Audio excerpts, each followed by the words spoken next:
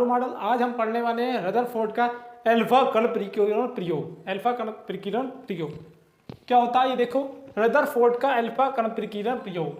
यह प्रयोग 1911 में इन्होंने दिया था रदरफोर्ड ने, ठीक है। जबकि इसकी शुरुआत 1909 से मानी जाती है, 1909 से इसकी शुरुआत मानी जाती है, ठीक है। इस प्रयोग को उच्च ऊर्जा वाले अल्फा कणों की बौछार एक बहुत पतली सोने की पिन्नी पर की थी। किस पर की थी? बहुत पतली सोने की पिन्नी पर की थी। यह सिद्धांत उनके सहयोगी हैंस गीगर व अर्नेस्ट मार्सडन ने दिया था। इसके बारे में देखते हैं।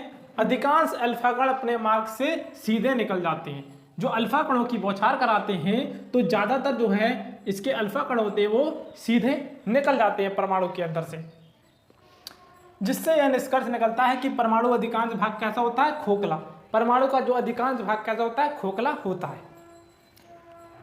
कुछ अल्फा कण अपने मार्ग से विक्षेपित हो जाते हैं, यानी कि जो अल्फा कण होते हैं कुछ क्या हो जाते हैं? अपने मार्ग से भटक जाते हैं और इधर उधर दिशा में चले जाते हैं, जिससे यह पता चलता है कि परमाणु के भीतर एक धनावेशित क्षेत्र पाया जाता है। परमाणु के अंदर क्या पाया जाता है? एक धनावेशित क्षेत्र पाया जाता है, यानी कि पॉजिटिव चार्ज पाया जाता है, यानी कि पॉजिटिव फील्ड पाया जाता है, जिसे नाभिक कहते हैं। इसे क्या कहते हैं? न्यूक्लियस कहते हैं। ये पॉजिटिव चार्ज को ही क्या कहते हैं? न्यूक्लियस कहते हैं।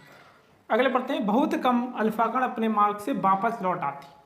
क्या होते हैं? वापस लौट आते हैं, यानी कि अल्फा कण जो है 1% जो है अल्फा कण जो है अपने मार्ग से क्या होते हैं? नाभिक से टकराकर वापस लौट आते हैं। 180 डिग्री पर मुड़ जाते हैं और वापस लौट आते हैं।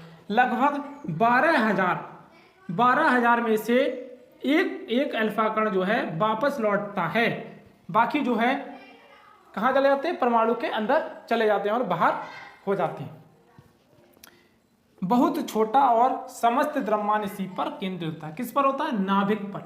नाभिक पर सारा द्रव्यमान केंद्रित होता है, ठीक है। आज की वीडियो में बस इतना ही, फिर मिलेंगे नई वीडियो के साथ। Thank you, watch my video.